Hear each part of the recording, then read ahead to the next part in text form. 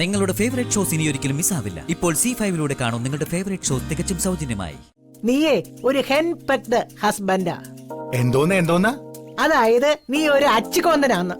വെറുതെ എന്നെ കൊണ്ട് പോടാ. ഹരിതേ, ഈ ജ്യൂസ് കുടിക്ക്. വേണ്ട ചേച്ചി, ഇത് കുടിക്ക്, നിന്റെ ക്ഷീണം മാറട്ടെ. എനിക്കിപ്പൊ ക്ഷീണവും തളർച്ചയും ഒന്നുമില്ല ചേച്ചി, എല്ലാം മാറി. എന്ന് പറഞ്ഞാ പറ്റില്ല. വന്ദന റെഡിയാക്കി കൊണ്ടുവന്ന ജ്യൂസ് അല്ലേ, കുടിച്ചേ പറ്റൂ. ദേ കുടിക്കേ.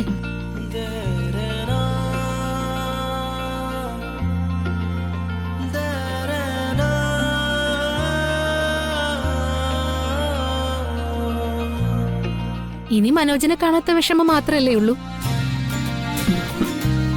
പേടിക്കണ്ട, ഞാൻ വിളിച്ചപ്പോഴേ ദേ ഇപ്പൊ എത്തിക്കഴിഞ്ഞു എന്നാ മനോജ് പറഞ്ഞത്.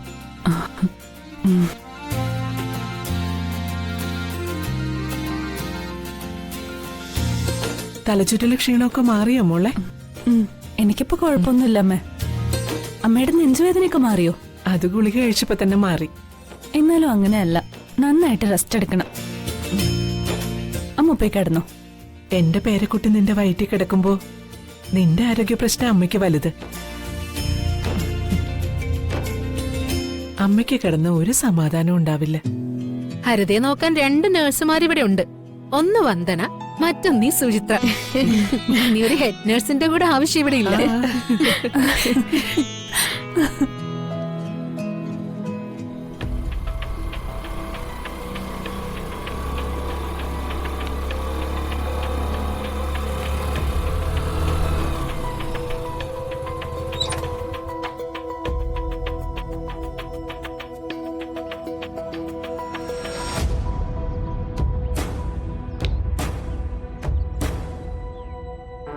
ഓ, വന്നോ? പേടിക്കാനൊന്നുമില്ല, ചെറിയൊരു തലകറക്കം, അത്രയേ ഉള്ളൂ. Very simple. ആ, എന്നാലും അങ്ങനെ നിസ്സാരമായിട്ട് തള്ളിക്കളയണ്ട. രക്തക്കുറവുണ്ടോന്നൊന്ന് നോക്കണം. അങ്ങനെയാണെങ്കിൽ വല്ല ടോണിക്കോ ലേഖയോ ഒക്കെ വാങ്ങിച്ചു കൊടുക്കണം. ഡാ, അപ്പൊ ഞാൻ പറഞ്ഞതൊന്നും നീ കേട്ടില്ലേ? അതോ രാവിലെ തന്നെ മോന്തി തുടങ്ങിയോ? എന്തോ എന്തെങ്കിലും പറഞ്ഞായിരുന്നോ? പറഞ്ഞു. മാധവന് റിട്ടയർഡ് ആയതിന്റെ പണം മുഴുവൻ നിന്റെ കയ്യിൽ വന്നതിന് ശേഷം ഇല്ലാത്ത പല ശീലങ്ങളും നിനക്ക് വന്നു തുടങ്ങിയിട്ടുണ്ട്. മുമ്പ് ഒളിച്ചും പാത്തും ബാത്റൂമിന്റെ സൈഡിലും ഒക്കെ സ്മോക്ക് ചെയ്യുന്നതായിരുന്നു നിന്റെ പണി. ഇപ്പൊ ഫുള്ളി ആർക്കഹോളിക്ക. മുഴുവൻ തണ്ണിയാണെന്ന്. വേണ്ടതിനെ പറയരുത്. നിനക്ക് വേണ്ട കാര്യം മാത്രാടാ ഞാൻ പറഞ്ഞ്. എന്നെ വെറുതെ ചൊറിയാൻ വരല്ലേ. ചൊറിയവടാ അച്ചിക്കോന്ത. നിന്നെ പെറ്റ തള്ളയൊന്ന് തലയിറങ്ങി വീണപ്പോ സമയമില്ലെന്ന് പറഞ്ഞ് അവൻ ഓടിപ്പോയി. ഭാര്യയ്ക്ക് വൈ എന്ന് പറഞ്ഞപ്പോ അവൻ പറന്നെത്തിയിരിക്കുന്നു. തള്ള കഴിഞ്ഞിട്ടേ ഉള്ളൂ ഭാര്യ. പെറ്റ തള്ളയുണ്ടല്ലോ 100 ഭാര്യയ്ക്ക് മുകളിലാ. മനസ്സിലായില്ല. ഓട്ടപാത്രത്തിൽ വെള്ളം ഒഴിച്ചിട്ട് എന്താടാ കാര്യം? നീയേ ഒരു ഹെൻ പെക്ഡ് ഹസ്ബൻഡാ. എന്തോന്ന് അതായത് നീ ഒരു അച്ചിക്കോന്തനാന്ന്. വെറുതെ എന്നെ കൊണ്ട് പോടാ. നീയല്ല, നിന്റെ മുതുമുത്തച്ഛന്മാര് വന്നാ പോലും പറയാനുള്ളത് ഈ സരോജിനി പറഞ്ഞിരിക്കും. കാരണം ഞാൻ മാധവന്റെ അമ്മയാ. Just remember that.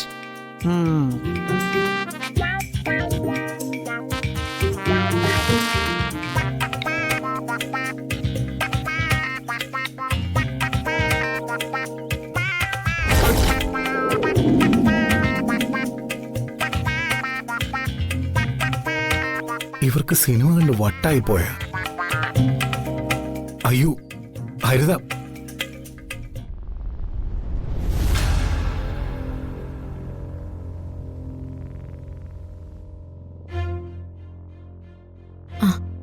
മാർഗി.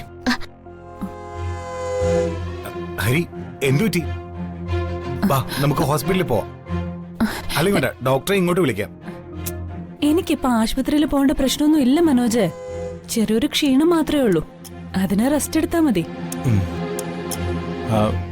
നിന്റെ ബിസിനസ് മീറ്റിംഗ് ഒക്കെ കഴിഞ്ഞാണോ വന്നേ?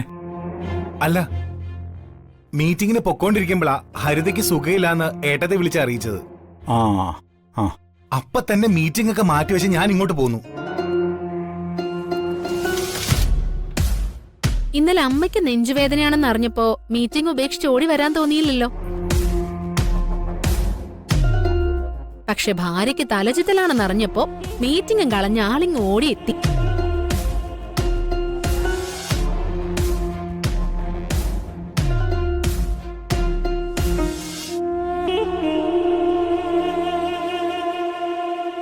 എനിക്കൊരസുഖം വന്ന എന്റെ കാര്യം നോക്കാൻ ഇവിടെ മാധവേട്ടനുണ്ടെന്ന് മനോജിന് അറിയാലോ.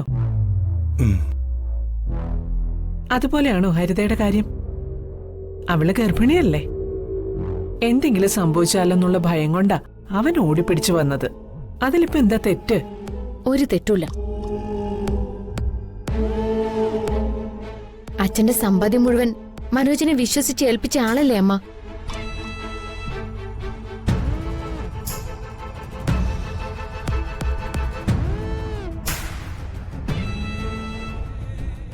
അമ്മ കുഴഞ്ഞു വീണപ്പോ തിരിഞ്ഞു നോക്കാൻ മനോജിന് സമയമില്ല.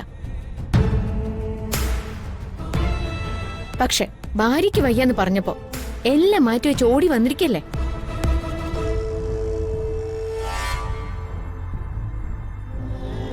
മനോജ് അമ്മയോട് കാണിച്ചത് നന്ദികേട് തന്നെയാ. ഒന്ന് നിർത്തുന്നുണ്ടോ?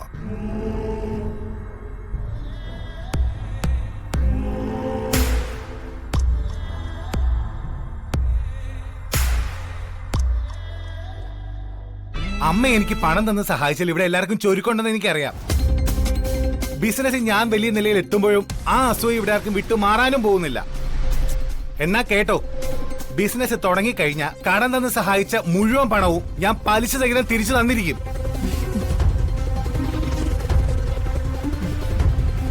എന്താ ഇത്ര ചിരിക്കേ? എന്റെ ഭർത്താവ് പ്രകാശേട്ടൻ പിശുക്ക് നിർത്തിയെന്ന് പറയുന്നതും മനോജ് വാങ്ങിയ പണം തിരിച്ചു കൊടുക്കുമെന്ന് പറയുന്നതും ഒരുപോലെയാ. രണ്ടും നടക്കാൻ പോകുന്നില്ല.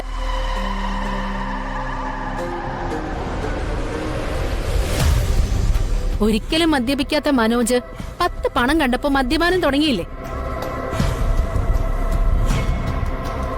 മദ്യലഹരിയിൽ വീട്ടിലെത്താനും തുടങ്ങി.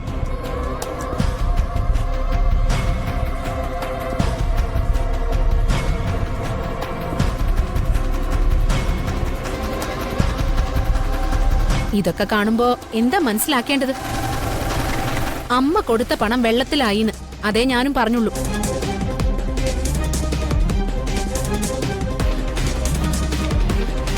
കഷ്ടം. എന്താ എന്താ ഇവിടെ എന്താ ഒരു ബഹളം? അവളൊന്ന് വിശ്രമിക്കട്ടെ. ഒന്നുമില്ലമ്മേ. എവിടെയും പ്രശ്നം പണം തന്നെയാണല്ലോ. എന്റെ സ്വപ്നത്തിലെ വീട് പണിയാൻ ഞാൻ ചോര നീരാക്കി ഉണ്ടാക്കിയ പണം മുഴുവൻ അമ്മയുടെ മരുമോളെടുത്ത് ഇവന് കൊടുത്തില്ലേ? ഡൗൺലോഡ് ചെയ്യൂ C5 ആപ്പ്. കാണൂ എല്ലാ എപ്പിസോഡുകളും സൗജന്യമായി.